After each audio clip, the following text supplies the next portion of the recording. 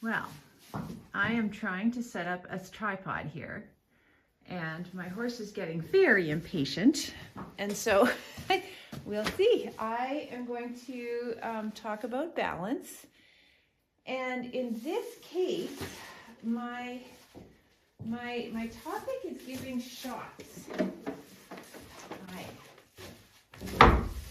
And giving shots for me has been very emotional. As are you, Tundra. You're very emotional. Yeah, I took away your people, and I have been fiddling around with stuff, and you are all kinds of impatient. Nope. And so we're just going to take some time and settle down. The other thing that happened is I dewormed all the horses yesterday, which means I gave them all a plunger in their mouths of applesauce infused dewormer. And she's looking for more because she loves it. The other two not so much, because I didn't work on training them like I have worked on this one. However, I don't like how she's being right now. So I'm just going to keep going with grooming until she settles down. So what I did want to talk about today was giving shots. It's going to be time to give all the horses their yearly shots. And this is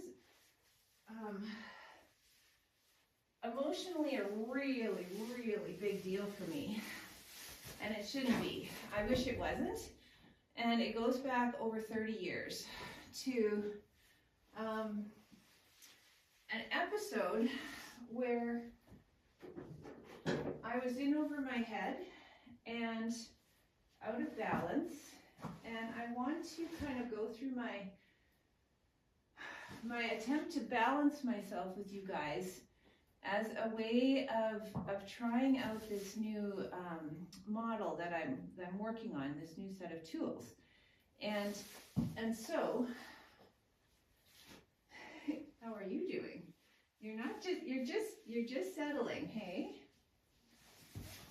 So I'm gonna try brushing her mane again. Now that her head's down a bit. My word, eh? Emotions. So this is a big reason that I really shy away from my own feelings. They scare me. And just like Tundra was quite scary and big there, and being quite kind of bossy and checking out whether I meant it, that's how I feel about my heart. I feel quite often like her messaging to me is just too much. It's scary, it's overwhelming, and instead of dealing with it, I put her away and wait for another day. So now you're a little bit in my space there.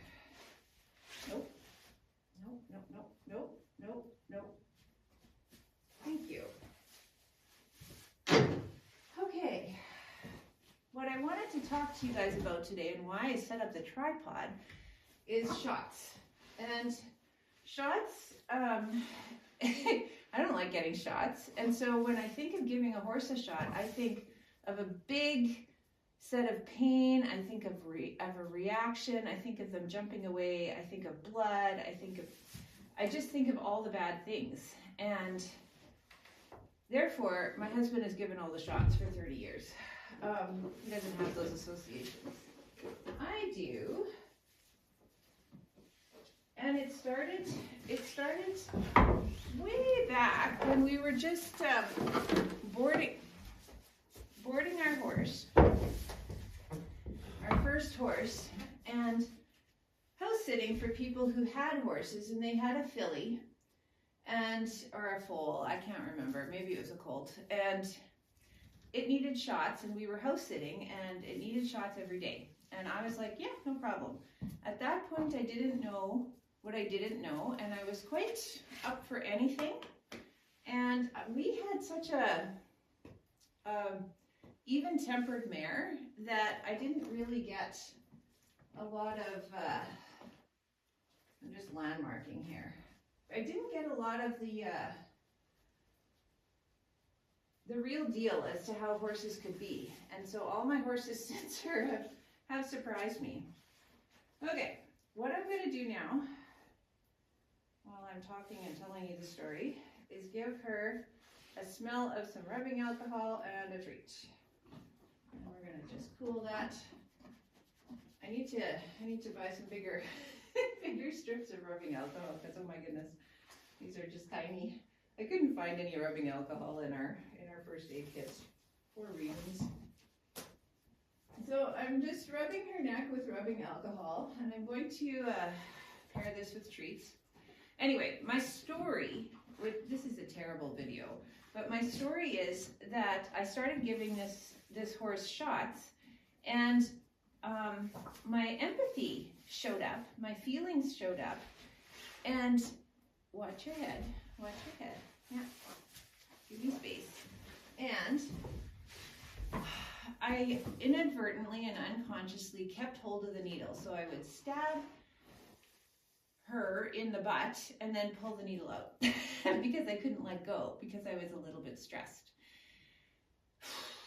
And so then I ended up, the horse was fine until the third time, and then the filly was running around and there was blood, and I was a little bit traumatized, and she was traumatized, and Dan took over. And I've never been able to get that image out of my head. And so when I think of giving shots, I think of fear, of pain, of blood, of trauma, of running around. I think of all sorts of things that are much larger than the actual event. And that's my emotional side making up a story. And my emotional side, you can be fine. You are just fine. Nope. Again, she's emotional, and I am impatient, and this is fine. This is fine. Anyway, and so, where was I? In thinking about balancing my inner team, what I'm wondering is if my emotional storytelling part of me, my heart, maybe shouldn't be in charge of giving shots. And I tell you, yes, shake it out. You can be friendly, but you can't be all kinds of dominant. Thank you. Maybe my mind and my body could join the party. And because I was in over my head back then, so see this boundary I'm having to, it's because my heart is dysregulated right now. And so, yeah, I'm going to stay here, and I'm going to attempt to acknowledge this fact and balance and use my body to give clear signals as to, I'm looking up at the sky because I'm trying to be in my body and concentrate about my space. You are in my space. And I am also trying to feel my feelings and come up with plans that support the other two team members, not that support other people or what should be happening or what I wish I was able to do. I need to be in my body and also acknowledge the actual feelings that my heart has, which are scared, because I was, when that happened, I had just moved to a new province. I had just gotten married. We were training a horse from scratch. I want you to move back. Yeah. And I was completely emotionally overloaded. I really was. I'm just gonna describe my space here. And this task had everything to do with how I wanted to be in the world and nothing to do with what I actually knew. And so I did something that I was not prepared for, not skilled in, and didn't have a plan for what would happen. And so all of that meant that it went very badly. Sometimes when you do those things and you're in over your head, it goes fine. And in a lot of ways, Chess, my first horse, was, she was lovely, but she didn't really prepare me for how hard it is to train horses, or to, I don't know, all the very many skills that are needed. She just was very accommodating and lovely. And all my horses since have been more like this, like a little bit more pushy, a little bit more wide awake, a little bit more, she was part Belgian. So that tells you a lot right there. Anyway, I would like to balance my team and possibly even come up with a way to give this horse a shot. And I'm not going to do it today, but I am going to show you what I'm doing to kind of help myself. So I'm going to acknowledge that my heart was traumatized, and like traumatized in that I really felt bad for that filly. I really felt bad that I hurt a horse, and I couldn't let go of it. And it's still happening in my mind. And so I need to solve that puzzle. I need to end the story with more tools. And so what I'm going to tell myself is, I didn't know what I didn't know back then, and I know a lot more now. And so I am going to try to use my mind and my body to counterbalance my heart's vulnerability there. And I'm going to acknowledge that empathy is fine, but it's overused in this instance. It's way out of proportion now. And one of the ways that I'm doing that is I'm watching lots of videos of people giving shots to horses, and I'm noticing how it's a non-event. The horse is able to handle it. There's no big reaction. The horse knows what's happening and is able to stand still. This is really good for me to see and tell my heart that's possible. A stab with a needle is not the same as a stab with a spear. So I'm re-educating my heart with the visual. Thank you. So now I'm going to give my horse a chance to get some treats, which she's very excited about. So she's getting a lot of stimulation right at this point where I will give a shot. And I'm going to actually pinch her skin, which is quite tight because she's quite worked up. And I'm going to give her another treat for that. I'm going to actually now do what I would do with, I'm basically bothering her in all the ways that giving a shot might bother her, and have her associate that with, yeah, calm down, you're fine. There you go. And I'm going to interrupt the demanding. Okay, and then the other thing that I got from another video is to actually use a toothpick. And I don't have a toothpick here, but I do have a screw. So I'm using a screw, and I'm going to do a pinch, a rub, and then a poke. And a sustained poke, and look at how she did not move or respond, and it was fine. And so this is not really for her, this is for me. I am retraining my inner team that this can go really well. So I'm going to back you up, back up. Okay, and we're just going to practice. I'm going to pinch, I'm going to rub, I'm going to poke, and a sustained poke, and you did good. Good girl. She's fine. I mean, she's really all sorts of impatient about other things, but she is fine. It is me that needs the balancing. And so I'm using YouTube. I'm using visual retraining. I'm trying to reimagine the situation as wonderful and non-eventful. Let me do it again. Yeah, this is great.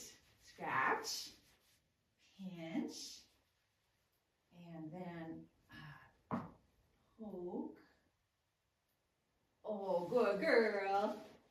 That was a good girl.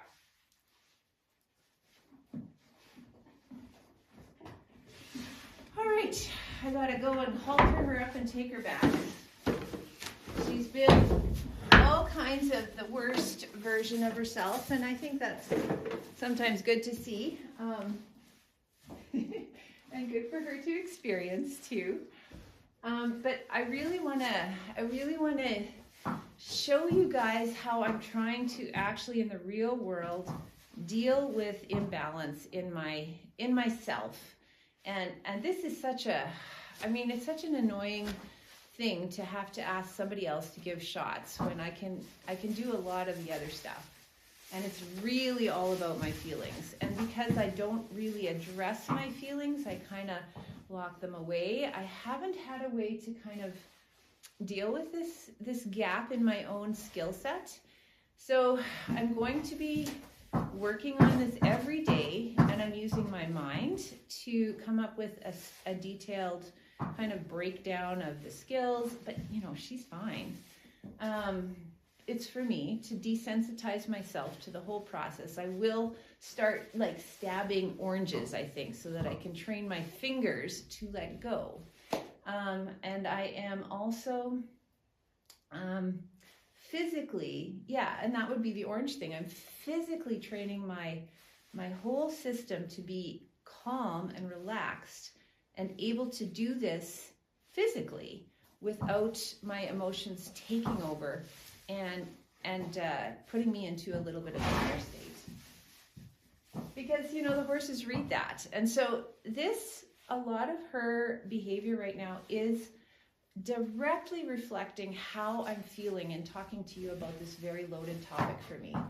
And even though it's silly and, so much of trauma on the face of it is silly, it is never silly. And I just want to encourage you that if you have a little sticky area like that in your heart, that I get that, and I'm not saying you need to address it, but I am hoping that I can come up with some tools where you would feel that you could address it if you wanted to. So I'm going to wrap this up and take her back to her people. And thank you for watching. And I might, I will see you again when the spring comes.